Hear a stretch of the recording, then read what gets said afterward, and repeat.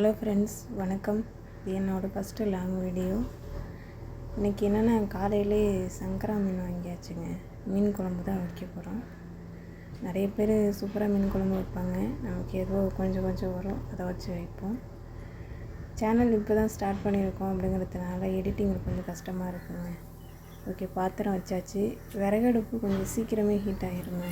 எண்ணெய் வச்சாச்சு. அடுத்து வெந்தயம் வெங்காயம் சேர்த்து வதக்கி விட்டுருவோம்.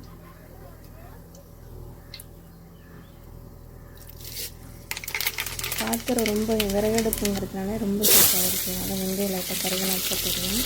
வெங்காயம் அடுத்து கருவேப்பிலை சேர்த்து நல்லா வதக்கி விட்டுருவோம்.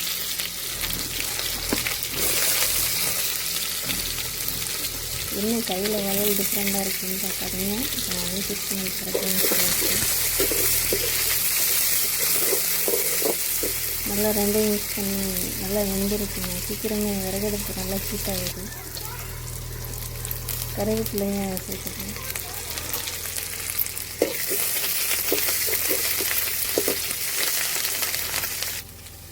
தக்காளி மட்டும் நல்லா வச்சுக்கணும். இந்த சேனல் 1K சப்ஸ்கிரைபர் வர வரைக்கும் கொஞ்சம் பேச வராது. ப்ளீஸ் அது வரைக்கும் சப்போர்ட் பண்ணுங்க.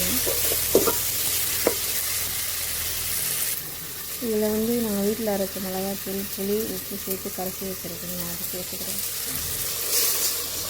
வாய்ஸ் எவ்வளோ கிளியராக கேட்குதுன்னு தெரியல. ஏன்னா ஃபஸ்ட் டைம் வாய்ஸ் ரெக்கார்ட் பண்ணிகிட்டு இருக்கேன். ஓகே, மீன் குழம்பு நல்லா கொதிச்சிருச்சுங்க. மீன் சுத்தம் பண்ணி வச்சுருக்கேன், அதை சேர்த்துக்கிறேன்.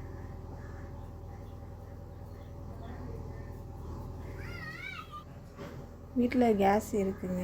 மீன் குழம்புனா விறகடுப்பில் வச்சா தான் நல்லாயிருக்கும். அதனால் விறகடுப்பில் வச்சுருக்கோம். அதோட கேஸும் கொஞ்சம் சேவ் பண்ணிக்கலாம்.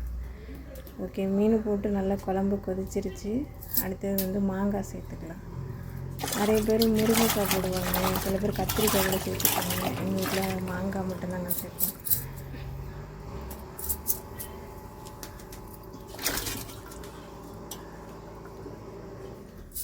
ஓகே, மாங்காய் போட்டு நல்லா கொதிச்சோடனே நமக்கு மீன் குழம்பு ரெடி ஆயிரும். ப்ளீஸ் இந்த வீடியோ பிடிச்சிருந்தால் லைக், ஷேர் பண்ணுங்கள், சப்ஸ்கிரைப் பண்ணுங்கள், சப்போர்ட் பண்ணுங்கள். மீன் குழம்பு ரெடி ஆயிடுச்சுங்க. தேங்க்யூ.